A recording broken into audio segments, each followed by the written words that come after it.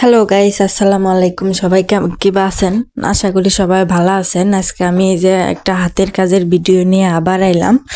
দেখেন, আমি এটা আর্ট করতেছি। আর্ট করে আমি তারপরে কামগুলা করি। এই যে আগে হইলো যে একটা খাতার কাগজ নিয়ে আগে খাতার কাগজের মধ্যে মন মতো ডিজাইন করে নেই। তারপরে হইলো যে ওইটার উপরে কাপড় ধুয়ে ওই কাপড়ের মধ্যে আর্ট করে নিই, তাহলে ভালো হয়।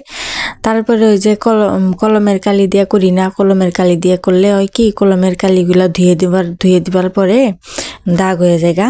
এই জন্য কলমের কালিগুলা দিয়ে করি না, পেন্সিল দিয়ে করলে তো ভালো হয়। তারপরেও যদি আপনারা পেন্সিল দিয়ে করবার না চান, তাহলে বাজারে কেনা কালি পাওয়া যায়, ধুয়ে দিলে উইলে যাবো গা, কালিগুলো উইটা যাবো গা, ওইগুলা দিবার পারেন, তা তো সমস্যা নেই।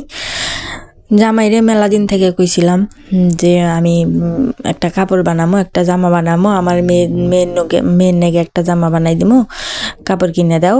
এই আর কাপড় কিনে দেয় না, খালি জামা কিনে দেয় আর গায়ে দেয়। তো আমি যখন অনলাইনে দেখলাম ভিডিওগুলা, জামার ভিডিওগুলো আমার মেলা ভালো লাগছে, তখন আমি যে ইয়েগুলো কাপড় কিনে আমি টিহা দিয়ে কাপড় কিনে আনলাম, আইনে আমার মেঘ বানায় দিছি। মানে এত সুন্দর হবো আমি কোনোদিনও কল্পনাও করি নাই। আসলে এত সুন্দর দেখা যায়, আপনারা হয়েছে না দেখলে বুঝবেনই না।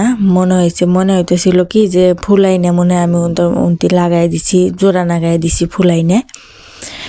মানে কেউ বিশ্বাসই করবার চায় না যে এটা আমি বানাইছি, আসলে সত্যি। তো এই যে ভালো করে দেখে নেন সেলাইগুলা, এইভাবেই সেলাইগুলা হবে, বেশি কঠিন না। আমি আমার মেয়ে জামাটা আমি 2 দিনেই কমপ্লিট করে আলাইছি। আঙ্গুর একটা পিকনিক প্রোগ্রাম আসছিল, উনতি জামুর জন্য 2 দিনে শেষ করে আলাইছি। এই যে দেখেন আমার মেয়ের ফাইনাল লুক জামার। আপনারা যদি আরও চান তাইলে আমি আরও ডিটেলসে সব কিছু দিবার পামো।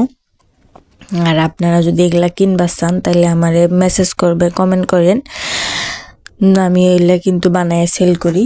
সবাই ভালো থাকবেন।